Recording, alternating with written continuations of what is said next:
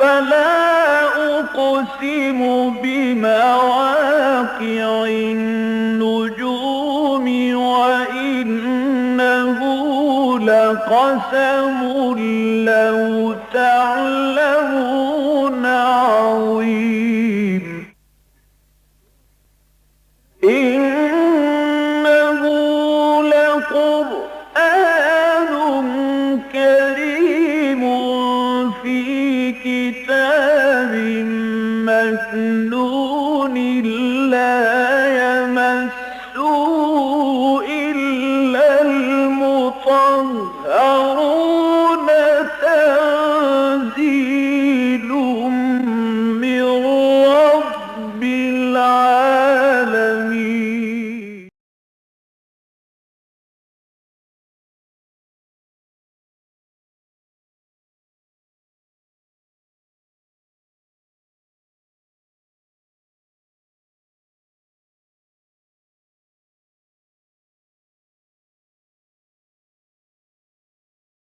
أعوذ بالله من الشيطان الرجيم. بسم الله الرحمن الرحيم. إن للمتقين لحسن مآب جنات عدن مفتحة لهم الأبواب متكئين فيها يدعون فيها بفاكهة كثيرة وشراب وعندهم قاصرات الطرف أتراب هذا ما توعدون ليوم الحساب إن هذا لرزقنا ما له من نفاد هذا وإن للطاغين لشر مآب جهنم يصلونها فبئس المهاد هذا فليذوقوه حميم وغساق وآخر من شكله أزواج هذا فوج مقتحم معكم لا مرحبا بهم إنهم صالوا النار قالوا بل أنتم لا مرحبا بكم أنتم قدمتموه لنا فبئس القرار قالوا ربنا من قدم لنا هذا فزده عذابا ضعفا في النار وقالوا ما لنا لا نرى رجالا كنا نعدهم من الأشرار أتخذناهم سخريا أم زاغت عنهم الأبصار إن ذلك لحق تخاصم أهل النار قل إنما أنا منذر وما من إله إلا الله الواحد القهار رب السماوات والأرض وما بينهما العزيز الغفار صدق الله العظيم. رب اشرح لي صدري ويسر لي أمري واحلل عقدة من لساني يفقه قولي. اللهم ألهمنا رشدنا واعذنا من شرور أنفسنا آمین یا رب العالمین. سورہ صاد ہمارے زیر مطالعہ ہے. چوتھا رکوع آج ہمارے زیر درس آئے گا اور پانچویں رکوع کی ابتدائی 3 آیات میں نے ابھی آپ کے سامنے پڑھی ہیں. چونکہ مضمون ایک دوسرے کے ساتھ منسلک ہے لہذا 5ویں رکوع کا بھی ابتدائی حصہ جو ہے وہ ہمارے آج ہی کے درس میں شامل ہوگا انشاءاللہ۔ صرف ذہن میں تازہ کر لیجئے، پچھلی مرتبہ جو حصہ ہم نے پڑھا تھا اس سورہ مبارکہ کا، اس میں حضرت ایوب علیہ السلام کا ذکر نسبتاً تفصیل کے ساتھ تھا، اور اس کے بعد ذکر تھا حضرت ابراہیم کا، حضرت اسحاق کا، حضرت یعقوب کا۔ اب یہ تمام وہ ہیں کہ جو اللہ کے انتہائی چنیدہ اور برگزیدہ پیغمبر ہیں، رسول ہیں، نوع انسانی کے لیے اللہ کی حجت بن کر آئے۔ اس لیے کہ رسولوں کے معاملے میں یہ بات میں پہلے بھی عرض کر چکا ہوں کہ وہ تو اللہ تعالیٰ کی طرف سے ایک حجت ہوتی ہے۔ اگر رسولوں کی دعوت کو رد کر دیا جائے یا ٹھکرا دیا جائے تو پھر اس قوم کو معاف نہیں کیا جا سکتا، بلکہ یہ کہ بدترین قسم کا عذاب ہے کہ جو مقدر ٹھہرتا ہے ان قوموں کا، اور ٹھہرا ہے، جن کا ذکر مکی صورتوں میں ہم بارہا پڑھ چکے ہیں۔ پھر حضرت اسماعیل کا ذکر بھی تھا، حضرت الیسع کا ذکر اور ذوالکفل کا ذکر۔ یہ 6 انبیاء اور رسول کہہ لیجئے، ان میں بعض نبی ہیں بعض رسول ہیں، لیکن 2 آیات میں ان کا ذکر مکمل ہوا۔ اس کے بعد تھا پھر اہل جنت کو جو اللہ تعالیٰ نعمت عطا فرمائے گا۔ ظاہر ہے اہل جنت میں کون لوگ ہیں؟ اللہ کے چنیدہ لوگ ہیں، انبیاء اور رسول بھی شامل ہیں، اور وہ لوگ جنہوں نے انبیاء اور رسول کی دعوت پر لبیک کہا وہ بھی شامل ہیں۔ اس لیے کہ جہاں تک معاملہ اللہ کے انتخاب کا ہے، اللہ کے چناؤ کا ہے، وہ صرف نبیوں اور رسولوں کے لیے نہیں ہے، بلکہ یہ معاملہ امت محمد کے لیے بھی ہے صلی اللہ علیہ وسلم، یا ہر وہ شخص جو اپنے نبی اور رسول پر ایمان لایا۔ اللہ یصطفی من الملائکۃ رسلا ومن الناس، اللہ تعالیٰ فرشتوں میں اور انسانوں میں سے اپنے پیغمبر کو، اپنے ہادی اور رہنما کو چن لیتا ہے، یہ اللہ کے چناؤ کا نتیجہ ہے۔ لیکن یہ کہ جو بھی مسلمان ہے، جو بھی اس نبی اور رسول کی دعوت پر ایمان لایا، اسے بھی تو کہا جاتا ہے نا، هو اجتباکم وما جعل علیکم فی الدین من حرج، اس نے تمہیں چنا ہے۔ تم بھی گویا کہ اللہ تعالیٰ کے چناؤ کا ایک نتیجہ ہو، اللہ کے انتخاب کا ایک نتیجہ ہو کہ اللہ تعالیٰ نے تمہیں دولت ایمان اور اس تقویٰ کی نعمت سے نوازا ہے۔ تو وہ لوگ جو اللہ کے رسولوں پر ایمان لائے ہیں، ھذا ذکر وان للمتقین لحسن مآب، یہ تو بات ہو گئی ان نبیوں اور رسولوں کی، اور جہاں تک متقین ہیں جو ان کے پیرو تھے، جو ان کی باتوں پر عمل کرنے والے تھے، ان پر ایمان لانے والے تھے، ان کے لیے تو بہت ہی عمدہ ٹھکانہ ہے جس کا اللہ نے بندوبست کر دیا۔ جنات عدن مفتحۃ لہم الابواب، وہ باغات ہوں گے، وہ بسنے والے ریزیڈینشل گارڈن کہ جن کے دروازے ان کے لیے کھول دیے جائیں گے، کھلے ہوں گے ان کے لیے۔ متکئین فیہا یدعون فیہا بفاکہۃ کثیرۃ وشراب، اور وہاں وہ تکیے لگائے بیٹھے ہوں گے ایک دوسرے کو فیس کرتے ہوئے۔ جو آج کے دور میں بھی ہمارا تصور ہے، کوئی شخص اگر ریلیکس کر رہا ہے، کہیں بیٹھا ہوا ہے، تو پھر یہ نہیں ہے کہ وہ جسے آپ کے یہ اسٹڈی ٹیبل پر بیٹھا ہے اور بڑی جو ہے اپ رائٹ کرسی کے اوپر ہے، بہت ہی تکیہ لگا کر بہت آرام کے ساتھ بڑے ریلیکسنگ انداز میں، اور جیسا کہ قرآن میں آیا ایک دوسرے کو متقابلین، ایک دوسرے کو فیس کرتے ہوئے آمنے سامنے بیٹھے ہوں گے، گاؤ تکیہ لگائے ہوئے۔ فیہا فاکہۃ کثیرۃ وشراب، کہ جس میں انہیں فراہم کی جائیں گے وہ پھل بھی اور میوے بھی، جنت کی تمام نعمتیں اس میں آ گئی، اور پھر یہ کہ وہ مشروب ہوں گے، گوناگوں قسم کے مشروب جو اللہ تعالیٰ ان کی تواضع کے لیے وہاں پیش کرے گا۔ اب یہ متقین کا ذکر ہو رہا ہے، اس سے پہلے ایک بات جو رہ گئی تھی پچھلی مرتبہ بیان ہونے سے، حضرت ایوب علیہ السلام کا جہاں ذکر تھا کہ جس میں حضرت ایوب نے جو قسم کھائی تھی، خواہ وہ ان کی اپنی اس زوجہ کے بارے میں ہو کہ بطور سزا میں تمہیں 100 جو ہے وہ کوڑے ماروں گا یا 100 چھڑیاں ماروں گا، اور اللہ تعالیٰ نے اس کا یہاں جو ان کو ایک ہیلا بتایا، یہ ہے کہ جو بات اللہ تعالیٰ نے سجھائی، ظاہر ہے کہ ہماری تعلیم کے لیے بھی ہے، وَخُذْ بِيَدِكَ ضِعْفًا فَاضْرِبْ، 100 چھڑیاں اکٹھی کر لو اور اس سے ایک ہی مرتبہ ضرب لگا دو، تو گویا کہ یہ کفایت کرے گی تمہاری اس قسم کا یا اس بات کا یا اس عہد کا جو تم نے کھایا تھا کہ صحت یاب ہونے پر اپنی زوجہ کو جو ہے میں 100 چھڑیاں ماروں گا۔ یا یہ کہ مولانا اصلاحی رحمۃ اللہ علیہ کی بات جو میں نے آپ کے سامنے رکھی تھی کہ یہ بات مارنے والی جو ہے ان کی اپنے آپ کو ہے، گویا کہ اپنے آپ کو میں سزا دوں گا، اور یہ نتیجہ تھا اصل میں ان کے کسی ایسے کلمے کا جو ان کی زبان سے نکلا تھا جبکہ وہ بڑی کرب کی حالت میں تھے، بڑی شدید تکلیف میں تھے،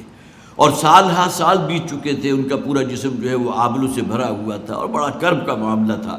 تو ان کی زبان سے کوئی ایسی بات نکل گئی جس کا قرآن بھی ذکر نہیں کرتا، تورات میں بھی اس کا ذکر موجود نہیں ہے، لیکن یہ کہ اس پر ان کو تنبہ حاصل ہوا اور انہوں نے اپنے بارے میں یہ طے کیا کہ جب میں صحت یاب ہو جاؤں گا تو اپنے آپ کو جو ہے وہ میں 100 کوڑے لگاؤں گا یا کسی سے کہوں گا کہ مجھے مارے، یہ دونوں امکانات ممکن ہیں. ہمارے ہاں چونکہ مفسرین کی رائے یہ موجود ہے لہذا میں نے آپ کے سامنے کر دی تھی. اب وہاں سے وہ جو بات شروع ہوئی تھی باب الحیل کی، یہ جو حیلہ بنا کر اگر کسی شے کو گویا کہ جو واقعتاً حرام نہ ہو اس کو جائز کر دینا، یہ کس حد تک جائز ہے؟ اس کے بارے میں ہمارے ہاں مختلف جو بھی فقہاء ہیں ان کے اندر بڑا اختلاف موجود ہے. بعض حضرات کا معاملہ تو یہ تھا کہ کہتے ہیں کہ یہ معاملہ صرف حضرت ایوب علیہ السلام کا تھا، یا حضرت یوسف نے جو وہ ایک تدبیر اختیار کی تھی کہ بھائی کا جو سامان تھا اس کے اندر وہ پیمانہ جو بہت قیمتی تھا وہ رکھ دیا اور اس کے بعد پھر ان کو روک لیا. کذالک کدنا لیوسف، جیسے کہ سورہ یوسف پہ اللہ تعالیٰ نے فرمایا یہ ایک تدبیر تھی کہ جو ہم نے یوسف علیہ السلام کو سکھا دی تھی. آیا اس کے علاوہ بھی اس سے کام لیا جا سکتا ہے؟ نہیں لیا جا سکتا. حضرت امام ابو حنیفہ رحمۃ اللہ علیہ اور اسی کے ساتھ حضرت امام شافعی ہیں، ان دونوں کے نزدیک تو یہ ہے کہ اس معاملے میں دین کی اس چار دیواری کے اندر رہتے ہوئے گویا کہ کتاب و سنت سے کہیں تجاوز نہ ہو، اس میں رہتے ہوئے اگر کوئی معاملہ جو ہے کسی درجے میں ہیلے کا ہو جائے تو اس میں کوئی حرج نہیں ہے. لیکن یہ کہ بہرحال بعض مفسرین اور بعض ہمارے جو فقہاء ہیں ان کی رائے اس کے معاملے میں بڑی شدید ہے کہ یہ اجازت نہیں ہے. اصل میں دلیل یہ ہے کہ مسند احمد میں ایک روایت ہے جو میں نے نوٹ کی تھی پچھلی مرتبہ، وقت ہمارے پاس کم تھا، بھی مجھے خیال نہیں آیا، اچانک مجھے یاد آ گیا. اور ابو داؤد میں بھی یہ روایت موجود ہے، گویا کہ سند کے اعتبار سے بہرحال اس روایت کے جو ہے وہ مرتبہ ہے. حضرت سعید ابن سعد ابن عبادہ رضی اللہ تعالی عنہ یہ راوی ہیں اس روایت کے، وہ انصاری صحابی ہے. وہ فرماتے ہیں کہ ایک بوڑھے شخص نے جو بیمار بھی تھا اس سے کہیں زنا کا گناہ جو ہے وہ اس کا ارتکاب ہو گیا.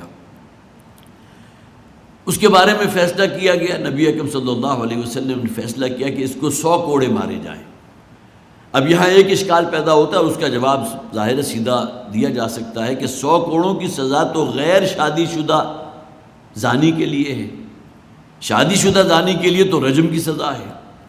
اب یہ شخص بوڑھا بھی تھا اور اس کے ساتھ بیمار بھی تھا، لیکن ایک امکان یہ ہے کہ یا تو یہ کہ اس وقت وہ کوئی خاتون اس کے نکاح میں نہیں تھی، اگر ممکن ہے کہ پہلے شادی ہو چکی ہو تو اس کو طلاق ہو چکی ہو، یا دوسرا امکان یہ بھی ہے کہ اس کی شادی ہی نہ ہوئی ہو. لہذا یہ بات اس حدیث میں موجود ہے، مسند احمد ابو داؤد دونوں کی روایت ہے. حضرت سعید ابن سعد ابن عبادہ رضی اللہ تعالیٰ عنہ سے مروی کہ آپ نے 100 کوڑوں کی سزا اس کو جو ہے تجویز کی. لیکن جب آپ کو بتایا گیا کہ وہ شخص جو ہے بوڑھا بھی ہے اور شدید بیمار بھی ہے، وہ یہ 100 کوڑوں کو تاب نہیں لا سکے گا،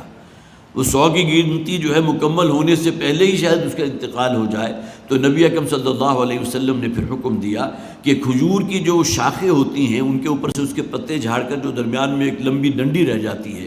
تو 100 شاخیں اکٹھی کرو اور اس کو ایک ہی ضرب لگا دو. گویا کہ یہ ایک روایت ہمیں احادیث میں بھی مل گئی جس میں نبی اکرم صلی اللہ علیہ وسلم نے اس ایکسیپشنل حالت میں، جبکہ وہ شخص بوڑھا بھی تھا اور بیمار بھی تھا اور وہ یقیناً 100 کوڑوں کی سزا جو ہے اس کا متحمل نہیں ہو سکتا تھا، تو حضور نے اس کے لیے یہ تجویز کیا اور پھر یہ حد اس پر جاری کی گئی کہ 100 ہی جو ہے وہ کھجور کی جو ہے وہ ٹہنیاں لی گئی اور اس کے اوپر سے جو اس کے گرین ایریا ہوتا ہے اس کو صاف کر کے اب 100 چھڑیاں جو بن گئی ان کو ملا کر ایک ہی مرتبہ ضرب لگائی گئی. وہ کفایت ہو گئی اس بات کی کہ 100 کوڑے مارے گئے. واللہ عالم، جیسا کہ میں نے عرض کیا اس کے اندر اگر کوئی رعایت نکلتی ہے یا امام ابو حنیفہ رحمۃ اللہ علیہ یا دوسرے امام شافعی اگر کوئی گنجائش نکالتے ہیں تو اس حدیث کی بنیاد پر اور پھر خاص طور پر آیات کی بنیاد پر اللہ تعالیٰ بہتر جانتا ہے. اب آئیے فرمایا متقین فیہا یدعون فیہا بفاکہۃ کثیرۃ وشراب وعندہم قاصرات الطرف اطراب، اور ان کے قریب ہی موجود ہوں گی وہ کہ جو اپنی نگاہوں کو جھکائے رکھنے والیاں ہیں. قاصرات، قصر کسے کہتے ہیں؟ مختصر کر دینا. ہم نماز قصر ادا کرتے ہیں تو اس میں ہم کیا کرتے ہیں کہ ظہر کی 4 رکعتیں ہیں فرض کی، آپ نے مختصر کر دی 2 رہ گئی. تو کسی شے کو مختصر کر دینا، کم کر دینا، تو قاصرات الطرف یہ محاورہ استعمال ہوتا ہے نگاہوں کو مختصر رکھنے والیاں، نگاہوں کو جھکا کے رکھنے والیاں. ظاہر ہے کہ نگاہ کا جو فیلڈ آف ویژن ہے، جیسے ہی آپ نگاہ کو اوپر اٹھائیں گے تو آپ کا ویژن بہت دور تک چلا جائے گا، اور اگر اسی طرح پورے دیدے پھاڑ پھاڑ کر اگر کوئی دیکھ رہا ہے تو گویا کہ بہت پورا ایریا اس کی نگاہوں میں آ گیا. لیکن اگر اس نے اپنی نگاہوں کو جھکا لیا ہے، قاصرات الطرف میں سے ہے، یہ خواتین کے لیے چونکہ خاص طور پر شرم و حیا کا ایک سمبل ہے، اپنی نگاہوں کو مختصر رکھنے والیاں، اپنے نگاہوں کو جھکا کر رکھنے والیاں، مراد وہ حوریں ہیں جو اللہ تعالیٰ انہیں عطا فرمائے گا، اور ان کی وہ ازواج بھی اس میں شامل ہوں گی ان حوروں کے اندر جو اس دنیا میں ان کی زوجہ رہیں اور وہ بھی اہل جنت میں سے ہیں. اس کے بارے میں اتفاق ہے. تو عندہم قاصرات الطرف اطراب، اطراب کا ایک اور لفظ یہاں آیا، ہم عمر۔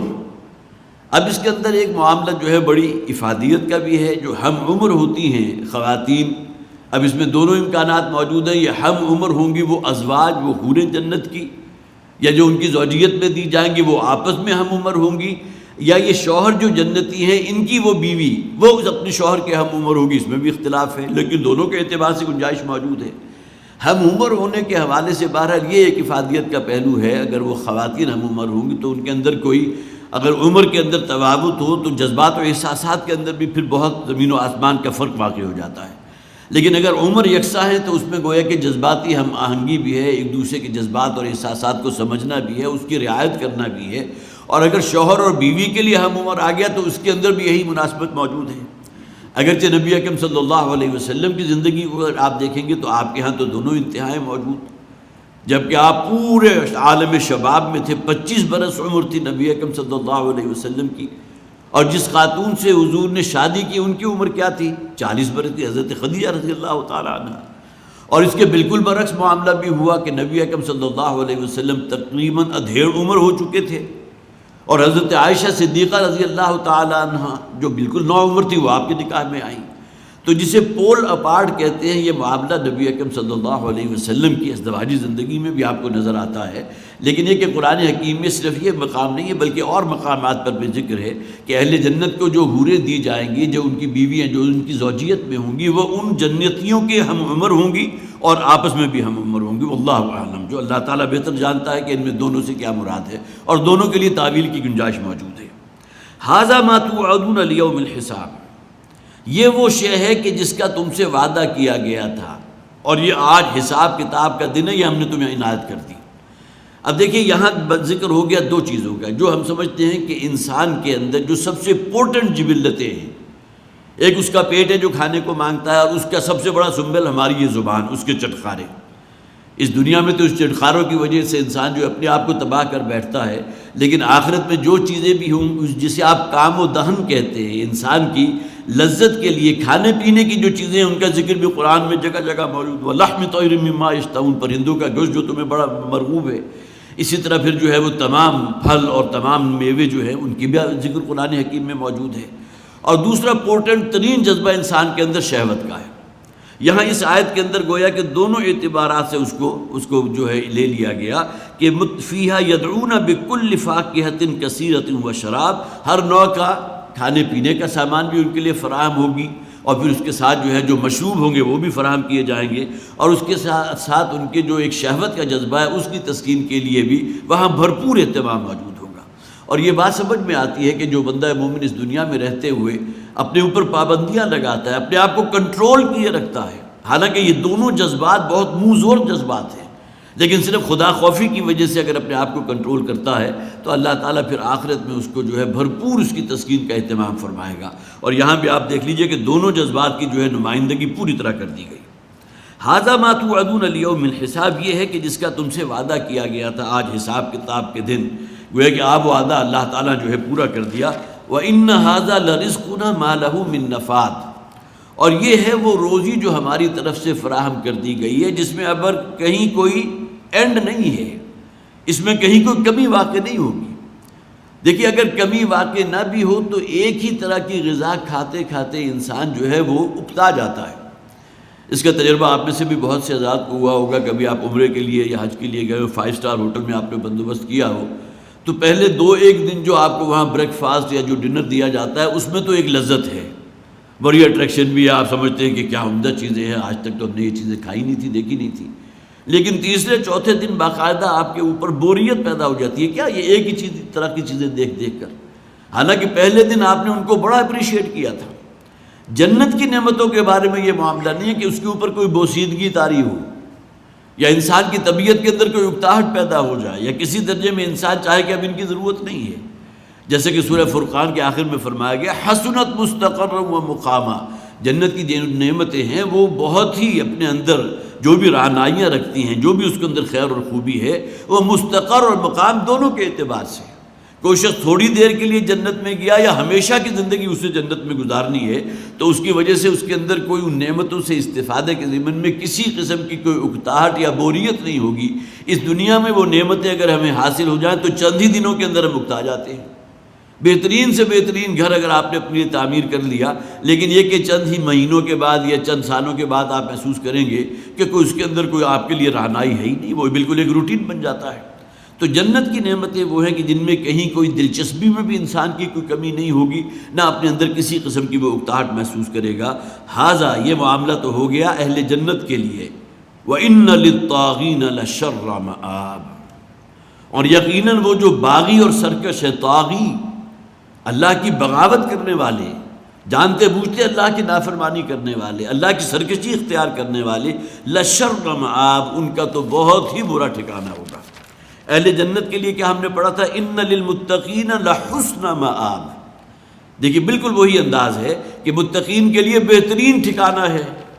اور یہاں جو طاغین ہیں، جو اللہ کے سرکش ہیں، باغی ہیں، ان للطاغین لشر مآب، بہت ہی برا ٹھکانہ ہے جہنم، اور وہ ہے جہنم یصلونھا، کہ جس میں انہیں جھونک دیا جائے گا، فبئس المہاد، اور وہ بہت ہی بری جگہ ہے۔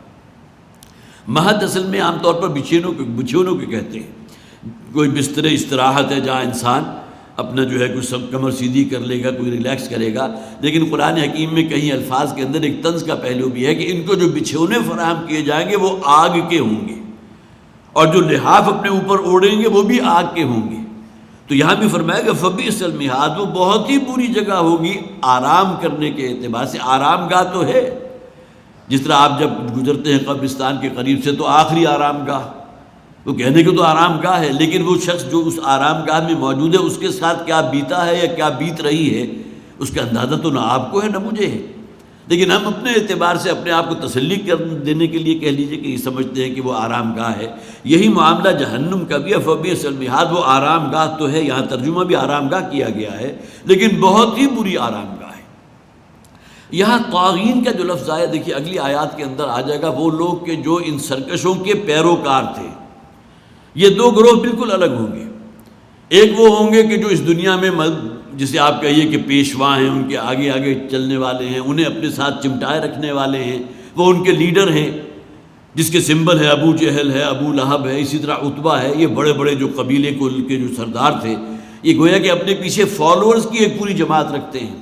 یہاں تو طاغین کا ذکر آ گیا کہ لشر مآب، بہت ہی برا ٹھکانہ ہوگا، بہت ہی بری آرام گاہ ہوگی ان کی، لیکن اس کے بعد جو ان کے فالوورز ہیں ان کا ذکر آگے آ جائے گا ان احوال جہنمیوں میں سے۔ ھذا فلیذوقوہ حمیم وغساق۔ اب دیکھیں یہاں جو الفاظ آ رہے ہیں وہ اگرچہ قرآن حکیم میں اہل جہنم کے لیے جو بہت ہی، جسے آپ کہیے کہ انسان کو لرزا دینے والے جو عذاب ان کو دیے جائیں گے، ان کا ذکر قرآن میں جگہ جگہ آپ کو نظر آئے گا۔ یہاں بھی ایک اور اعتبار سے ہے، فَلْيَذُوقُوا، اب یہ جو بھی یہاں تمہیں فراہم کیا جا رہا ہے اب اس کے مزے کو چکھو۔ حالانکہ مزہ آتا ہے عام طور پر کسی مثبت شے کے لیے یہ لفظ استعمال ہوتا ہے، لیکن کسی برائی کے جواب میں جو اسے ٹارچر دیا جائے گا، جس عذاب کی چکی میں سے اسے گزارا جائے گا، وہ بھی تو وہ شے ہے نا کہ جس کی لذت اور جس کا مزہ وہ چکھیں گے۔ ھذا فَلْيَذُوقُوا، اب یہاں چکھو اس کو، حمیم، کہ جو انتہائی جوش مارتا ہوا پانی ہوگا۔ اب اسی کی تڑیڑے بھی ان کو دیے جائیں گے، وہی انہیں پانی جو ہے پینے پر بھی مجبور ہوں گے، شدید پیاس ہوگی۔ وغساق، اور غساق کہتے ہیں اس کے لیے، تین اصطلاحات ہیں جو یہ قرآن حکیم استعمال کرتا ہے، بلکہ اس کے تین معانی ہیں۔ غساق اصل میں اس پیپ کو بھی کہتے ہیں جو کسی زخم سے نکل رہی ہو، گویا کہ وہ لیسدار قسم کی بدبودار جو مایا نکل رہا ہے وہ بھی غساق کہلاتی ہے۔ اور پھر یہ کہ خاص طور پر جو فقہ اللغہ ہے اس کے اندر اس کا ترجمہ کیا گیا کہ کوئی متعفن قسم کا لیسدار مادہ جس میں انتہائی شدید سڑاند ہو اور بدبو ہو، اور وہ لیسدار ہو، اس کے معنی یہ ہے کہ ہے تو وہ لیکوڈ، لیکن یہ کہ لیسدار ہے، وہ فوری طور پر بہہ کر نکل نہیں جاتا بلکہ آہستہ آہستہ بہتا ہے۔ اسی طرح ایک معنی اس کے اس مائع کے بھی ہیں کہ جو انتہائی ٹھنڈا ہو، اس لیے کہ جہاں آپ کو معلوم ہے کہ گرمی ایک انسان کے لیے عذاب کا درجہ رکھتی ہے، وہیں ٹھنڈک بھی انسان کو جو ہے بالکل معطل کر دیتی ہے۔ اور ٹھنڈک عموماً جو ہے ہمارے ہاں جو مختلف قسم کے ٹارچر دیے جاتے ہیں قیدیوں کو، تو اس میں برف کی سل کے اوپر لٹا دیا جانا، ظاہر ہے کہ ہم میں سے تو کسی کو تجربہ نہیں ہے، لیکن اگر آپ اپنے ہاتھ میں تھوڑی دیر کی برف کی ٹکڑی اگر پکڑ لیں اور اگر کوشش کریں کتنی دیر آپ اس کو پکڑ کے رکھیں گے تو تھوڑی دیر میں آپ اس قدر پین محسوس کریں گے کہ چھوڑنے پر مجبور ہو جائیں گے۔ تو گویا کہ پینفل چیزیں جو ہیں، جو اس میں جہاں کسی شے کا حد سے بڑھ کر گرم ہو جانا ہے، وہیں حد سے بڑھ کر ٹھنڈک جو ہے وہ بھی بڑی پینفل ہوتی ہے۔ تو غساق میں یہ تینوں مفہوم شامل ہیں، زخموں سے بہتی ہوئی پیپ، اور وہ مایا، لیسدار مایا کہ جو انتہائی متعفن ہو۔ اور اس میں خاص طور پر مسند احمد کی ایک روایت میں نے نوٹ کی تھی کہ جو ابن کثیر لے کر آئے اپنی تفسیر کے اندر،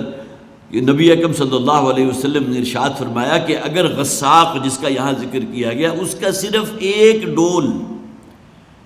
ڈول بھی اگر زمین پر بہا دیا جائے تو اس پوری زمین پر اتنا تعفن پیدا ہو جائے کہ کوئی شخص سانس لینے کا روادار نہ ہو، صرف ایک ڈول بہا دیا جائے۔ یہ گویا کہ اس کی اس غلظت کو نمایاں کرنے کے لیے نبی اکرم صلی اللہ علیہ وسلم نے، اور قرآن حکیم میں بھی بہت سی جگہ ایسی ہے، جیسے کہ اب یہاں فرمایا گیا وَآخَرُ مِن شَكْلِهِ وَأَزْوَاجٍ، یہ صرف یہ نہیں ہے کہ یہ غساقی کا ذکر ہے، بلکہ اور انواع و اقسام کے جو اور عذاب کی چکیوں میں سے ان کو گزارا جائے گا، جس کے لیے میں نے چند مقامات یہاں نوٹ بھی کیے تھے، ابھی میں آپ کے سامنے رکھ رہا ہوں۔ تو یہ تمام مترادفات ہیں، یہ گویا کہ ہمیں بتانے کے لیے کہ اگر کہیں تمہارا معاملہ اہل جہنم میں سے ہو گیا تو پھر وہاں جو کچھ شدائد ہوں گے اور جس قسم کے گاڑھے عذاب ہوں گے، ان میں سے چند وہ ہیں کہ جن کا یہاں ذکر کیا جا رہا ہے۔ حمیم و غساق، کھولتا ہوا پانی ہوگا ان کی توازوں کے لیے، اور غساق ہوگا وہ زخموں سے بہتی ہوئی انتہائی بدبودار جو ہے پیپ۔ وآخر من شکلہ ازواج، اور اسی طرح اور بھی مختلف قسم کی عذاب ہوں گے۔ ازواج یہاں اصل میں انہی سے ملتے جلتے، جس طرح غساق بھی ایک عذاب ہے، اسی طرح کھولتا ہوا پانی بھی ایک عذاب کی شکل ہے، اسی طرح اور بھی بہت سے عذاب ہوں گے کہ جن کا مزہ انہیں چکھنا ہوگا۔ اس میں خاص طور پر ہم نے پچھلی ہی سورہ صاد، اس سے پہلے سورہ صافات تھی، اس میں ہم نے پڑھا تھا کہ جہاں زقوم کا ذکر تھا، اس کے لیے میں نے خاص طور پر نوٹ بھی کیا ہے کہ یہ جو اہل جہنم کی توازوں کے لیے پیش کیا جائے گا، اس کا ذکر کیا گیا چند آیات میں۔ اذالک خیر نزلا ام شجرۃ الزقوم، اہل جنت کا ذکر چل رہا تھا پچھلی آیت میں سورہ صافات میں، کیا یہ بہتر انجام ہے اہل متقین کا، یا وہ کھانا جو کہ زقوم کا ایک پھل ہوگا جو ان کو جہنمیوں کو دیا جائے گا۔ انا جعلناها فتنۃ للظالمین، یہ وہ پھل ہے جسے ہم نے ایک فتنہ اور آزمائش بنا دیا ظالموں کے لیے۔ اس لیے کہ بہرحال ان کا سب سے بڑا ایک اعتراض یہ بھی بن گیا تھا کہ جہنم کیسی آگ ہے جس کی تہ میں سے درخت بھی اگیں گے اور اس پر پھل بھی لگے گا، اور وہ زقوم کا پھل ہوگا جس کا ذکر قرآن حکیم میں کیا گیا۔ وہ تو گویا کہ استہزاء کا انداز انہوں نے قرآن کی آیت کے بارے میں اختیار کیا نا، کہ ایک ایسا درخت ہے کہ جہنم کی تہ سے اگ رہا ہے۔ آج تک کبھی کسی نے سنا کہ آگ کے اندر سے بھی کوئی درخت اگ رہا ہو؟ آگ تو ہر شے کو بھسم کر دینے والی شے ہے۔ تو فرمایا کہ یہ ان لوگوں نے، یہ مشرکین نے اس کو ایک تختہ مشق بنا لیا اس اصطلاح کو، اور اس کا مذاق اڑانے لگے۔ ان شجرۃ تخرج فی اصل الجحیم، یہ وہ درخت ہے جو جہنم کی تہ سے نکلے گا۔ طلعھا کانہ رؤوس الشیاطین، اس کے غشے ایسے ہوں گے، اس کے گابے ایسے ہوں گے گویا کہ شیطانوں کے سر ہیں۔ اب یہ جو پھل ہے کھانے بھی انتہائی بدمزہ، انتہائی کڑوا کسیلا، انتہائی بدبودار، اور دیکھنے میں بھی ایسے گویا کہ شیطان کا کوئی سر جو ہے وہ تواضع کے طور پر پیش کیا جا رہا ہے۔ فَإِنَّهُمْ لَآكِلُونَ مِنْهَا فَمَالِئُونَ مِنْهَا الْبُطُونَ، اور اس کو پھر انہیں کھانا ہوگا اور اسی سے اپنے پیٹوں کو بھریں گے، اور اس کے نتیجے میں پھر جو شدید پیاس پیدا ہوگی، اگلی آیت میں فرمایا وَإِنَّ لَهُمْ عَلَيْهَا لَشَوْبًا مِّنْ حَمِيمٍ، اور اس کے بعد انہیں جو ہے وہ کھولتے ہوئے پانی کے تریڑے دیے جائیں گے اور وہی ان کو پلایا جائے گا۔ اللہ لا تجعلنا منہم، ہمیں دعا مانگنی چاہیے اللہ تعالیٰ ہمارا انجام ان لوگوں کے ساتھ نہ کرے۔ یہ اللہ کا کلام ہے اور اللہ تعالیٰ نے جو شے اس کلام میں شامل فرما دی ہے وہ حق ہے، یہاں آخر میں آ جائے گا وَإِنَّهُ لَحَقٌ۔ یہ جو عذاب کی مختلف شکلیں بیان کی گئی قرآن حکیم میں، یہ ہو کر رہیں گی، یہ اللہ کا قول ہے، اس کے اندر کہیں کوئی معاذ اللہ نہ مبالغہ ہے نہ کوئی غلط بیانی ہے۔ تو وآخر من شکلہ ازواج، اور بھی اسی طرح اور مختلف قسم کے ان کے لیے عذاب ہوں گے۔ سورہ حج میں فرمایا گیا لہم مقامع من حدید، لوہے کے بڑے بڑے گرز ہوں گے جو فرشتے اپنے ہاتھوں میں لیے کھڑے ہوں گے، اور جیسے ہی کوئی جہنمی جو ہے وہ نکل بھاگنے کی کوشش کرے گا اس عذاب سے تو ان گرزوں کے ذریعے ان کی تواضع کی جائے گی۔ سورہ حج میں یہ الفاظ موجود ہیں۔ اسی طرح سورہ نساء میں فرمایا گیا آیت نمبر 26 میں کلما نضجت جلودہم بدلناہم جلودا غیرہا، جب ان کی یہ ظاہری کھال جو ہے وہ بھسم ہو جائے گی، جل جائے گی، تو ہم ان کی کھالوں کو تبدیل کر دیں گے تاکہ وہ جو جہنم کی عذاب جو ہے اس کے مزے کو چکھیں۔ یہ ہماری سکن ہے، یہی اصل میں پین سنسیشن اسی کے اندر ہے۔ اسکن کو آپ کراس کر کے اندر چلے جائیں اور گوشت کے کسی ٹکڑے کے اوپر اگر آپ نشتر لگائیں گے تو اس سے کوئی پین نہیں ہوگی. اصل پین سینسر جو ہے وہ آپ کے اسکن میں موجود ہے. لہذا یہاں اس آیت میں سورہ نساء میں فرمایا گیا کہ جب ان کی یہ کھالیں جو ہیں یہ جل جائیں گی تو ہم ان کی کھالوں کو تبدیل کر دیں گے تاکہ جہنم کے عذاب کا جو ہے وہ سختی اور اس کی غلظت اس کی جلن کو محسوس کر سکیں. ھذا فوج مقتحم معکم. اب یہاں یہ تصویر کشی کی جا رہی ہے اہل جہنم کی کہ جو لوگ جہنم میں داخل کر دیے گئے یا منتظر ہیں ابھی انہیں دھکیلا جانا ہے جہنم میں، وہ دیکھیں گے کہ ایک اور جماعت جو ہے پیچھے سے چلی آ رہی ہے، فرشتے دھکیلتے ہوئے اسے لا رہے ہیں، گھسیٹتے ہوئے جہنم کی طرح. ھذا فوج مقتحم معکم. یہ ایک اور فوج ہے، ایک اور جتھا ہے بڑے لوگوں کا. کتنی بڑی تعداد ہے، کثیر تعداد میں لوگ چلے آ رہے ہیں، ہانکا جا رہا ہے یہاں تک. لا مرحبا بکم. ان کے لیے یہاں کوئی خوش آمدید کے الفاظ نہیں ہیں. یہاں تو جو عذاب ان کا مقدر ہوگا تو اس میں تو جسے آپ کہیے کہ بالکل اس کے برعکس معاملہ ہے. ورنہ تو آپ کسی کو جو ہے تہنیتی الفاظ کہتے ہیں، السلام علیکم ہے یا مرحبا بکم ہے، آپ خوش آمدید کے الفاظ استعمال کرتے ہیں. لا مرحبا بہم. ان کے لیے یہاں کوئی مرحبا نہیں ہوگا، انہیں یہاں کوئی خوش آمدید نہیں کہا جائے گا، بلکہ شدید ترین عذاب جہنم کا منتظر ہے. انہم صال النار. یہ تمام لوگ ہیں کہ جو بالآخر جہنم میں جھونکے جانے والے ہیں، ان سب کو جھونک دیا جائے گا. قالوا بل انتم لا مرحبا بکم. اب وہ لوگ کہیں گے جو یہاں موجود تھے جہنم کے دہانے پر، اس آنے والی فوج جو آ رہی ہے جہنم کی طرف جنہیں دھکیلتے ہوئے فرشتے لا رہے ہیں، بل انتم، اب یہ تم ہی ہو نا جو ہمارے فالوورز تھے. یہاں کون لوگ وہ ہیں؟ ان للطاغین لشر مآب. وہ جو بڑے بڑے ان کے سرکش تھے، جو سردار تھے، جو پیشوا تھے، جو آگے آگے چلنے والے تھے ان باغیوں کے، وہ تو پہلے سے موجود ہیں وہاں. اب ان کے فالوور جو ہیں ان کی فوج وہاں چلی آ رہی ہے. لا مرحبا بکم. تو یہ لوگ ان سے کہیں گے یہاں تمہارے لیے کوئی خوش آمدید نہیں ہے، یہاں کوئی تمہیں جو ہے وہ تواضع کرنے والا نہیں ہے، یہاں تو جہنم موجود ہے. انتم قدمتموہ لنا فبئس القرار. تم ہی ہو کہ جنہوں نے ہمیں مجبور کیا تھا. گویا کہ تم ہمارے پیش رو ہو، تمہیں دیکھ کر ہم اس راستے کو اختیار کیا تھا. ابو جہل کے جو فالوور تھے وہ وہاں جا کر کہیں گے، اگرچہ ان کی یہ دلیل اور ان کا یہ عذر جو ہے ان کے منہ پر دے مارا جائے گا، اس لیے کہ اس کی کوئی حیثیت نہیں ہے. قرآن تو یہ کہتا ہے کہ کیا ہم نے انہیں عقل نہیں دی تھی کہ اس سے سوچتے. اب صرف ایک شخص کے بہکاوے میں آ کر جس طرح شیطان جو ہے وہ اپنے پیچھے سینکڑوں ہزاروں لاکھوں اربوں لوگوں کو لگا کر جہنم میں جھونک دیا جائے گا، تو اس میں سے یہ نہیں ہے کہ اصل جو ہے جرم تھا وہ شیطان کا تھا. اللہ تعالیٰ نے ہر انسان کو عقل دی ہے، اسے فہم دیا ہے، اس کے اندر سوچنے سمجھنے کا مادہ رکھا ہے، وہ اپنے بہتر کو اپنے برے کو خوب جانتا ہے. یہ عقل ہم نے تمہیں دی تھی، لہذا یہ جو تم فالوورز ہو یہ کہہ کر اپنی جان نہیں بچا سکتے کہ ہم نے تو اپنے یہ آگے آگے چلنے والوں کا اتباع کیا تھا. یہ جو ہمارے پیش رو تھے ہم تو آنکھیں بند کر کے اندھوں کی طرف انہی کے پیچھے چلتے رہے. حالانکہ اللہ تعالیٰ نے تو ہر شخص کو عقل دی ہے. لہم قلوب لا یفقہون بہا. ہم نے تمہیں عقل دی تھی، تمہیں دل دیے تھے، سوچنے سمجھنے کا مادہ تمہارے اندر رکھا تھا، نیکی اور بدی کی تمیز تمہیں عطا کی تھی. اس کے باوجود اگر تم ان کے پیچھے چلے آ رہے ہو تو اب اس کا کوئی دوش اپنے سے آگے جانے والوں پر نہ دو. اس لیے کہ پچھلے والے یہ کہیں گے کہ یہ جو ہمارے لیڈرز تھے، جو ہمارے پیشوا تھے، پروردگار آگے آیت آ جائے گی ان پر دوہرا عذاب نازل کر. وہ کہ ہمارے لیے اگر ایک عذاب ہے، ایک گہرا عذاب ہے، تو ان کو تو ڈبل عذاب دے. اس لیے کہ یہ خود بھی گمراہ تھے، انہوں نے ہمیں بھی گمراہ کیا. حالانکہ یہ جو بعد میں آنے والے جو ان کی پیروی کرنے والے تھے یہ ان کے پیش رو بن گئے. اب گویا کہ وہ جو ان کے بعد آنے والے جو تھرڈ کیٹیگری ہے وہ ان لوگوں کو جو درمیانے لوگ ہیں ان کے بارے میں کہیں گے کہ ان کو بھی دگنا عذاب دے. قرآن نے کیا کہا؟ ان سب کے لیے ہی دگنا عذاب ہوگا. اس لیے کہ کوئی شخص بھی اس اعتبار سے اپنی انفرادی حیثیت نہیں رکھتا. اگر وہ خود پیشوا تھا تو اپنے بعد اپنے پیچھے چلنے والوں کا جو ہے اس کا کوئی جرم اس کے اوپر اس معنی میں نہیں کہ وہ اس سے بالکل بری ہو جائے کہ ہم نے تو صرف اسی کو فالو کیا تھا. انتم قدمتموہ لنا، کہ تم تھے کہ جو ہمارے پیش رو تھے، جو ہمیں لے کر آئے اس مقام تک. فبئس القرار، تو کیا ہی بری جگہ ہے یہ ٹھکانے کے اعتبار سے. قالوا ربنا من قدم لنا ھذا. اب وہ فریاد کریں گے اپنے پروردگار سے، جو فالوورز ہیں جو یہ پیچھے چلے آ رہے ہیں، کہ اے پروردگار جو کوئی بھی ہمیں یہاں تک لایا، جس کے پیچھے چلتے ہوئے ہم یہاں اپنے اس انجام کو پہنچے ہیں، فزدہ عذابا ضعفا من النار، تو اس کو تو دوگنا کر دے آگ کے عذاب کا. تو گویا کہ یہ اپنا جو الزام ان کے اوپر دیں گے، اللہ تعالیٰ ان کی اس بات کو قبول نہیں فرمائے گا. وہ اس بنیاد پر کہ اللہ نے تمہیں عقل دی تھی، تمہیں سوچنے سمجھنے کا مادہ دیا تھا، اور پھر یہ کہ تم اپنے بعد آنے والوں کے پیش رو تم بن گئے. لہذا اگر ان کے لیے عذاب ڈبل کیا جائے گا تو تمہارے لیے بھی عذاب ڈبل ہوگا. لہذا فرمایا گیا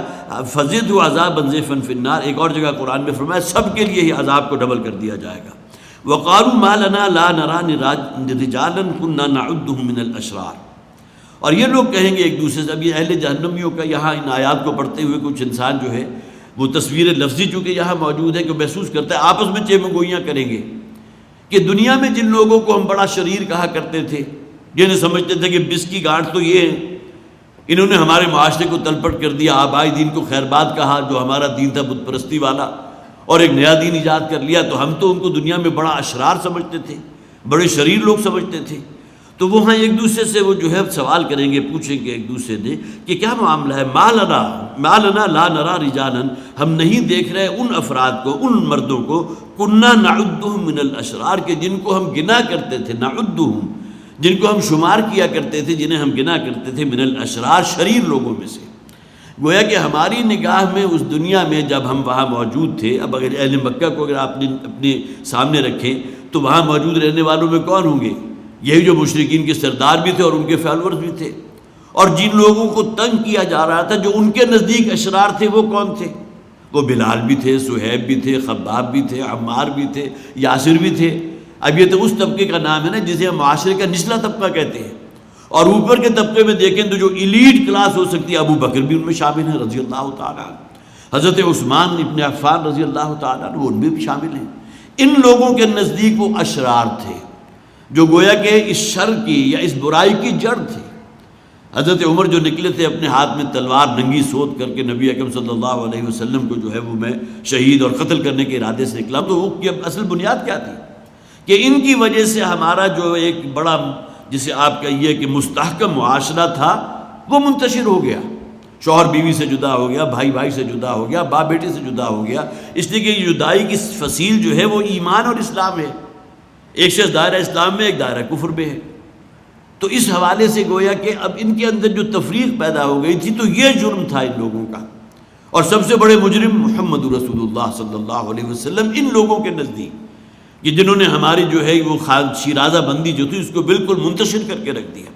تو جنہیں ہم شریر گنا کرتے تھے، جو ہمارے نزدیک انتہائی برے لوگ تھے، وہ ہمیں یہاں جہنم میں نظر، وہ کہاں چلے گئے؟ وہ بھی ہمارے وہی تو رہتے تھے. تو اس کے بارے میں اب یہاں کہا گیا لا نرى رجالا، ہم نہیں دیکھ پا رہے ان لوگوں کو جن کو ہم شمار کیا کرتے تھے اشرار میں سے. اتخذناہم سخریا، کہ جن کو ہم نے بڑا ایک تختہ مشق بنایا تھا دنیا میں، بڑا ٹارچر بھی کیا تھا، بڑا ان کا استہزاء کیا تھا، بڑا مذاق اڑایا تھا، ہیلے بہانے سے انہیں ٹارچر کیا کرتے تھے. جسمانی تشدد بھی اپنے انتہا کا کیا، دہتے ہوئے انگاروں پر لٹا دینا کوئی کم نوعیت کا عذاب تو نہیں ہے. اسی طرح حضرت یاسر رضی اللہ تعالیٰ عنہ کے ساتھ جو سلوک کیا گیا کہ 4 وحشی اونٹوں کے ذریعے ان کے جسم کے 4 ٹکڑے کر دیے گئے، مخالف سمت میں ان کو دوڑا دیا گیا، ان کے حصے کو، ان کی ایک ٹانگ کو اور دوسری ٹانگ کو، ایک بازو کو دوسرے بازو کو 4 مختلف اونٹوں کے ساتھ باندھ کر. اب یہ جو ٹارچر کیا گیا تھا یہ کوئی کم نوعیت کا ٹارچر تو نہیں تھا کہ ہم نے تو ان کا بڑا ٹھٹا اور مذاق بھی اڑایا تھا، انہیں بڑے جو ہے تختہ مشق بنایا تھا. ام زاغت عنہم الابصار، یا یہ کہ ہماری نگاہیں کوئی چوک رہی ہیں، ہوں گے یہیں کہیں موجود لیکن ہم انہیں دیکھ نہیں پا رہے، وہ کہیں جو ہے چھپے ہوئے ہیں یا بھیڑ میں گم ہو گئے. اب یہ ان کی اپنی اس کیفیت کا ذکر ہو رہا ہے کہ وہاں اہل جہنم آپس میں ایک دوسرے سے سوال کریں گے کہاں گئے وہ لوگ. ان ذالک لحق تخاصم اہل النار. اب یہ وہ تمام چیزیں ہیں کہ جو حق ہیں. یہ اہل جہنم کا جو یہاں مکالمہ بیان کیا گیا وہ بھی حق ہے، اور جو اولاہم لاخراہم تھے، جو پہلے والے تھے اور جو بعد میں ان کے متبعین تھے، جو ان کی پیروکار تھے، ان کے پیچھے پیچھے چلنے والے تھے، وہ بھی وہ ہے، ان کا ذکر بھی آ گیا، وہ بھی حق ہے، وہ بھی اسی طرح ہو کر رہے گا. اور اسی طرح جو حمیم و غساق کا ذکر کیا گیا، کھولتا ہوا پانی ہے، اور اسی طرح زخموں سے بہتی ہوئی انتہائی متعفن پیپ ہے. یہ جو عذاب کی شکلیں ہیں اور مختلف عذاب کی شکلیں جن کا ذکر قرآن کی اور آیات میں موجود ہے، وہ تمام ان ذالک لحق، یہ جو بات ہے یہ حق ہے. یہ تمام باتیں جو بیان ہو رہی ہیں وہ حق ہے. تخاصم اہل النار، اور یہ مخاصمت ہوگی ان اہل نار، اہل جہنم کے درمیان. ایک دوسرے سے گفتگو ہو رہی ہوگی، چہمہ گوئیاں ہو رہی ہوں گی، اختلاف ہو رہا ہوگا، ایک دوسرے کے اوپر الزام دھر رہے ہوں گے کہ تم نے ہمیں گمراہ کیا تھا. انہوں نے کہا تو ہم نے تمہیں کہاں گمراہ کیا، تم تو دوسروں کو گمراہ کرنے والے بن گئے تھے. یہ تمام جو ایک دوسرے کے اوپر الزام تراشی ہو رہی ہوگی، یہ آپس کی مخاصمت ہے جو اہل جہنم میں ہوگی. قل اے نبی صلی اللہ علیہ وسلم کہہ دیجئے انما انا منذر کہ میں تو خبردار کرنے والا ہوں۔ دیکھیے یہاں اس آیت میں اب یہ آخری رکوع بھی شروع ہو رہا ہے، اور بالکل شروع میں جو ہم نے آیت پڑھی تھی وہ اس کو پھر اپنے ذہن میں تازہ کر لیجئے۔ آیت نمبر 4 ہے وَعَجِبُوا أَن جَاءَهُم مُنذِرٌ مِّنْهُمْ وَقَالَ الْكَافِرُونَ هَٰذَا سَاحِرٌ كَذَّابٌ۔ انہیں اس بات پر بڑا تعجب ہے کہ ان جاءہم منذر منہم، کہ ان کے پاس آن پہنچا یا آ گیا ہے ایک خبردار کرنے والا جو انہی میں کا ہے۔ حضرت محمد صلی اللہ علیہ وسلم انہی کے بھائی بندوں میں سے تھے نا۔ آسمان سے اللہ تعالیٰ نے کسی فرشتے کو نازل نہیں کیا تھا کہ ان کو ہدایت سے نوازتا یا کوئی کتاب لے کر آتا ان کے سامنے پڑھ کر پہنچاتا۔ تو ان جاءہم منذر منہم، انہیں اس بات پر بڑا تعجب ہے کہ انہی میں کا ایک شخص جو ہے ان میں بھیج دیا گیا جو انذار کا فریضہ ادا کر رہا ہے، جو منذر ہے، جو انہیں خبردار کر رہا ہے۔ یہاں اس کا جواب دے دیا گیا قل اے نبی آپ کہہ دیجئے انما انا منذر، وہی الفاظ، اے نبی آپ کہہ دیجئے میں تو خبردار کرنے والا ہوں، میں تمہیں پیشگی متنبع کر دینے والا ہوں، تمہارے انجام سے، وہ جو بد انجام تمہارا ہونے والا ہے اس سے پیشگی میں تمہیں خبردار کر دینے والا ہوں۔ انذار تو اسی کو کہتے ہیں، خبردار کر دینا۔ ترجمہ کیا جاتا ہے ڈر سنانے والا، وہ کہ زبان کو استعمال کرتے ہوئے لوگوں کے اندر جو خوف آخرت پیدا کرے، جیسا کہ نبی اکرم صلی اللہ علیہ وسلم کے بہت سے خطبات جو ہیں وہ موقوف اس کے اندر موجود ہے، احادیث کے اندر، کہ میری اور تمہاری مثال ایسے ہے گویا کہ آگ کا ایک بہت بڑا الاؤ روشن ہے اور تم اندھوں کی طرح اس کی طرف بکٹو دوڑے چلے جا رہے ہو، اور میں تمہارے دامن پکڑ پکڑ کے تمہیں کھینچ کھینچ کر تمہیں بچانے کی کوشش کر رہا ہوں۔ اب یہ تمام انداز جو قرآن حکیم اختیار کرتا ہے وہ ڈر سنانے والا انداز، انما انا منذر وما من الہ الا اللہ الواحد القہار، اور اللہ کے سوا تو کوئی معبود نہیں ہے، نہیں ہے کوئی معبود سوائے اللہ کے جو الواحد ہے، القہار ہے، جو اکیلا ہے اور القہار ہے، انتہائی اختیار رکھنے والا، کنٹرول کرنے والا، ہر شے کے اوپر، جسے آپ کہیے حرف آخر، کسی شے کو بھی اپنے پورے کنٹرول، ایبسولوٹ کنٹرولر۔ قہر کا لفظ ہمارے یہاں اردو زبان میں استعمال ہوتا ہے عام طور پر منفی معنوں میں، کسی کے اوپر قہر ہو جانا، گویا کہ قہر کوئی عذاب کی شکل میں ہے، لیکن یہ کہ قہار کا اصل میں ترجمہ اس معنی میں کہ ہر شے کو اپنی گرفت میں لیے ہوئے، ہر شے پر اپنا غلبہ، الواحد القہار، جو پورے دباؤ والا ہے، پورے غلبے والا ہے، پورے جبروت والا ہے، رب السماوات والارض، جو رب ہے زمین و آسمان کا، وما بینہما، اور جو کچھ بھی اس کے مابین ہے، العزیز الغفار، یہ بھی اللہ تعالیٰ ہی کی صفات ہے۔ العزیز ترجمہ عام طور پر کیا جاتا ہے زبردست، بالا دست، سب سے اوپر، سب سے بلند، جس سے اوپر کسی کا کوئی اختیار نہیں، مالک الملک، اس پوری بادشاہی، اس پورے نظام کا اصل مالک، اصل کنٹرول کرنے والا، العزیز الغفار، اور انتہائی بخشش فرمانے والا ہے۔ زبردست کے اندر جو ہے ایک معاملہ اس کا بھی آتا ہے کہ انسان کے پاس اگر اختیار بہت زیادہ ہو جائے تو اس کا امکان ہوتا ہے کہ اختیار سے کوئی غلط کام نہ صادر ہو جائے، لیکن اللہ تعالیٰ جو ہے وہ غفار بھی ہے،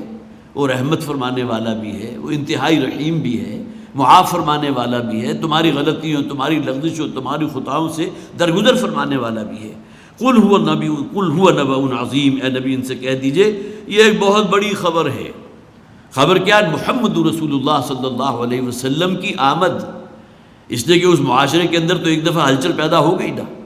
بڑے مطمئن تھے اپنے آبائی دین پر، سمجھتے تھے ہم دین ابراہیمی پر ہیں، بت پرستی ان کے ہاں اس درجے میں موجود تھی کہ بیت اللہ میں 360 بت تو اس وقت موجود تھے جب نبی اکرم صلی اللہ علیہ وسلم فاتح کی حیثیت سے داخل ہوئے، تو اپنے آپ کو سمجھتے یہ تھے کہ ہم بڑے جو ہے، اب جسے آپ کہیے کہ اپنے دین ابراہیمی پر ہے۔ حضرت ابراہیم حج کی عبادت بھی ویسی موجود تھی، نماز کی وہ شکل نہیں تھی جو ہم آج ادا کرتے ہیں، لیکن یہ کہ قرآن حکیم کہتا ہے وَمَا كَانَ صَلَاتُهُمْ عِندَ الْبَيْتِ إِلَّا مُكَاءً وَتَصْدِيَةً، بیت اللہ کے گرد طواف کرتے تھے یا نماز ادا کرتے تھے تو جو بھی ان کا ہوتا تھا وہ سوائے یہ کہ بے ہنگم قسم کی آوازیں نکالتے تھے یا تالیاں پیٹا کرتے تھے، لیکن سمجھتے تھے کہ ہم مذہبی شاعر ہیں کہ جن کو ادا کر رہے ہیں، ہم پوری طرح جو ہے اس مذہب ابراہیمی جو ہے اس کے اوپر کاربند ہیں۔ اب اس میں نبی اکرم صلی اللہ علیہ وسلم آ کر یہ ان کے تمام جو بھی جھوٹے خدا تھے، دیویاں دیوتا، سب شے کو باطل قرار دے کر الواحد القہار العزیز الغفار اس کی دعوت دے رہے ہیں۔ تو یہ تو گویا کہ ان کے لیے جسے آپ کہیے کہ ایک بہت بڑا بلاسٹ ہے ان کے اوپر، بہت بڑا بم گرا ان کے اوپر۔ تو قل هو نبأ عظیم، یہ ایک بہت بڑی خبر ہے۔ ایک نبأ عظیم جو ہے وہ قیامت کے بارے میں بھی کہا کہ عما یتساءلون عن النبأ العظیم الذی هم فیہ مختلفون، یہ ایک دوسرے سے چمچے میں گوئیاں کر رہے ہیں، سوال جواب ہو رہا ہے اس قیامت کے بارے میں جو آنے والی ہے۔ اب ظاہر ہے کہ قرآن حکیم میں جو بھی ذکر کیا گیا قیامت کا کہ یوم تطوی السماء کطی سجل للکتب، اس کائنات کی بساط لپیٹ دی جائے گی، اور اسی طرح سورج جو ہے اور چاند یکجا کر دیے جائیں گے، چاند سورج کے اندر دھسا دیا جائے گا، اور اس میں پورے کے پورے معاملے کو جو ہے بساط لپیٹ دی جائے گی۔ تو یہ بہت بڑا ایک واقعہ ہونے والا ہے، تو گویا کہ وہ بھی نبأ عظیم ہے۔ لیکن یہاں اگر آپ اس کو سامنے پیچھے رکھیں گے سیاق و سباق، تو وہ ہے کہ ہوا نبأ عظیم محمد رسول اللہ صلی اللہ علیہ وسلم کی آمد اور آپ کی رسالت ان کے لیے ہے اصل میں سب سے بڑی خبر۔ انتم عنہ معرضون، اور تم ان سے اعراض کر رہے ہو، جو دعوت دے رہے ہیں محمد صلی اللہ علیہ وسلم اسے تم پاؤں تلے روند رہے ہو، اور قائم ہو اپنے اسی آبائی دین کے اوپر جو تمہارا آباء و اجداد سے چلا آ رہا ہے، وہ بت پرستی والا دین۔ ما کان لی من علم بالملأ الاعلی اذ یختصمون، اور یہ کہ مجھے تو کوئی علم نہیں ہے اس بات کا کہ جو فرشتے آپس میں ایک دوسرے سے تکرار کر رہے تھے یا اختلاف کر رہے تھے، ایک دوسرے سے گفتگو کر رہے تھے، بالملأ الاعلی، عالم ملا جو ہے ملأ اعلی، اس میں جو گفتگو ہو رہی تھی۔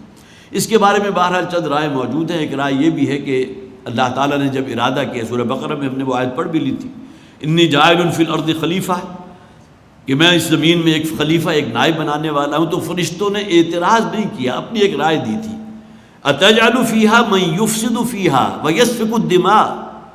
اے پروردگار کیا تو ایک ایسی مخلوق بنانے چلا ہے کہ جو باہم ایک دوسرے کے ساتھ دنگا فساد کرے گی، ایک دوسرے کا خون بہائے گی۔ وَنَحْنُ نُسَبِّحُ بِحَمْدِكَ وَنُقَدِّسُ لَكَ، جبکہ ہم موجود ہیں تیری تسبیح و تحمید کے لیے، تیری تسبیح اور تیری حمد اور تیری تکبیر جو ہے وہ ہم کرنے کو موجود ہیں۔ تو یہ بھی ایک گویا کہ ایک اختلاف اس معنی میں نہیں تھا کہ اللہ تعالیٰ کے سامنے کوئی اعتراض کیا ہو، لیکن یہ کہ کم سے کم اپنی ایک رائے یہ پیش کر دی تھی۔ تو ایک رائے تو یہ ہے مفسرین کے کہ یہاں مراد اصل میں وہ ہے جو ملائے اعلیٰ میں گفتگو ہوئی تھی اور اللہ تعالیٰ کے سامنے جو ہے انہوں نے یہ بات رکھی تھی، تو اللہ تعالیٰ نے نبی اکرم صلی اللہ علیہ وسلم کی زبان یہ کہا کہ مجھے اس کی کوئی خبر نہیں ہے کہ اس وقت کیا گفتگو ہوئی یا فرشتوں نے کیا بات کی، لیکن قرآن حکیم میں بہرحال یہ تو مکی صورت ہے، مدنی صورت میں آ کے اس بات کو، اس مکالمے کو واضح بھی کر دیا گیا۔ اور دوسری ایک یہ بھی ہو سکتی ہے کہ یہ وہ مکالمہ ہے جو اللہ اور شیطان کے درمیان ہوا، اور یہاں ایک بہت بڑا سوال پیدا ہوتا ہے کہ شیطان کا یہ مقام تھا کہ وہ رو در رو اللہ سے کوئی گفتگو کر سکتا، جیسا کہ قرآن میں ہے نا کہ پروردگار مجھے تو نے آگ سے پیدا کیا، اس آدم کو تو نے سڑے ہوئے گارے سے پیدا کیا، تو میں تو اس سے بہت اعلیٰ ہوں، بہت عرفہ ہوں، میں کیسے اس کو سجدہ کروں؟ تو آیا یہ مکالمہ دو بدو ہوا تھا یا کسی فرشتے کی وساطت سے ہوا تھا؟ تو یہ اختلاف اپنی جگہ موجود ہے۔ مفسرین کی رائے یہ ہے کہ رو برو جو ہے اس کی یہ شان، یہ مقام کسی طرح بنتا ہی نہیں کہ وہ اللہ سے رو در رو کو مکالمہ کر سکے، یہ کسی فرشتے کی نسبت سے یا اس کے ذریعے، جسے آپ کہیے ڈائریکٹلی نہیں انڈائریکٹلی معاملہ ہوا۔ تو گویا کہ وہ بات کے جو فرشتے، یہ عزازیل نے، ابلیس لعین نے جو انکار کیا اور یہ مکالمہ کیا، اور اس کے بعد اسی مکالمے کا اگلا حصہ یہ بھی ہے، اے پروردگار تو مجھے قیامت تک کی عمر عطا کر دے، اور پھر تو دیکھی ہوگا کہ میں تیری اس آدم کی جو اولاد ہے اس پر کیسے حملہ کرتا ہوں، ان کے داہنی طرف سے، بائیں طرف سے، آگے سے، پیچھے سے، اور ان میں سے بہت ہی کم ہوں گے جو راہ حق پر یا صراط مستقیم پر رہیں گے، سب کو اپنا فالوور بنا لوں گا، اپنے پیچھے لے چلوں گا۔ اب یہ دونوں چیزیں مراد ہیں، فرشتوں کی وہ بات بھی مراد ہو سکتی ہے، اور شیطان کا یہ جو بہرحال جسے آپ کہیے کہ حیل و حجت جو اس نے کی تھی وہاں اللہ تعالیٰ کے سامنے یا کسی وساطت سے، اس کا ذکر بھی ہو سکتا ہے۔ ان یوحیٰ الی الا انما انا نذیر مبین، مجھے تو یہ بات وحی کر کے بتا دی گئی، گویا کہ میں تو فرستادہ ہوں، اللہ کا منتخب ہوں، اور اللہ تعالیٰ نے مجھے وحی کے لیے منتخب کر لیا ہے، اپنے اس پیغام ہدایت کو میرے ذریعے تم تک پہنچانے کے لیے اللہ تعالیٰ نے حضرت جبرائیل علیہ السلام کو ذریعہ بنایا اور مجھے منتخب کیا۔ ان یوحیٰ الی الا انما انا نذیر مبین، مجھے تو یہ بات وحی کر دی گئی ہے کہ میں تمہارے لیے بالکل کھول کھول کر ڈر سنانے والا ہوں، ان تمام باتوں کو بیان کر دینے والا ہوں، تمہیں خبردار کر دینے والا ہوں۔ اور یہ معاملہ جو ہے ظاہر ہے کہ نبی اکرم صلی اللہ علیہ وسلم کو اللہ نے اختیار نہیں دیا تھا کہ کسی شخص کو جو ہے زبردستی یا اپنی خواہش کی بنیاد پر اسلام میں لے آئے۔ دعائیں آپ نے کی ہیں، ابو جہل کے لیے بھی حضور نے دعا کی، رات کی تنہائی میں کھڑے ہو کر دعا کی، اے پروردگار عامر ابن حشام جو اصل نام ہے، ابو جہل تو اس کا صفاتی نام ہے نا، جہل کیا ہے؟ جہالت۔ ابو جہل انتہائی جاہل، بہت ہی جذباتی، بہت ہی اکھڑ، بہت ہی تیش میں آ جانے والا۔ ابو جہل تو اس کا ایک صفاتی نام ہے، اصل نام اس کا کیا تھا؟ وہ حضور کی دعاؤں کے اندر عمرو ابن حشام، کہ پروردگار سے ابو جہل کو، عمرو ابن حشام کو ہدایت سے نواز دے۔ عمر خطاب کا بھی نام حضور صلی اللہ علیہ وسلم نے اپنی دعاؤں میں لیا۔ تو اللہ تعالیٰ نے اختیار نبی اکرم صلی اللہ علیہ وسلم کو کسی کو ہدایت دینے کا نہیں دیا، بلکہ یہ کہ آپ تو ڈر سنانے والے اور خبردار کر دینے والے ہیں اور واضح طور پر کھول کر ان باتوں کو پہنچا دینے والے ہیں۔ اب اگلی آیات میں جو ہے پھر وہ واقعہ بڑی تفصیل سے آ رہا ہے، حضرت آدم علیہ السلام کی تخلیق، اور وہ پھر وہ ایک شیطان کا جو کردار تھا، جو اس سے پہلے جو ہے مدنی صورت صرف ایک ہی ہے سورہ بقرہ، لیکن یہ کہ مکی صورتوں میں سے 6 اور صورتیں ہیں کہ جن میں ہم پڑھ چکے۔ یہ آخری مقام ہے سورہ صاد کا۔ اس سے پہلے جو سورہ بنی اسرائیل میں بھی آ چکا، سورہ طٰہٰ میں بھی آ چکا، سورہ کہف کے اندر بھی آ چکا، پھر سورہ اعراف میں بھی آ چکا، سورہ حجر میں بھی آ چکا، سورہ بقرہ میں بھی آ چکا۔ اس پر انشاءاللہ بعد میں گفتگو ہوگی۔ اللہ تعالی ہمیں قرآن حکیم کو سمجھنے کی، اس پر غور و فکر کرنے کی توفیق عطا فرمائے۔ بارک اللہ لی و لکم فی القرآن العظیم ونفعنی و ایاکم بالآیات والذکر الحکیم۔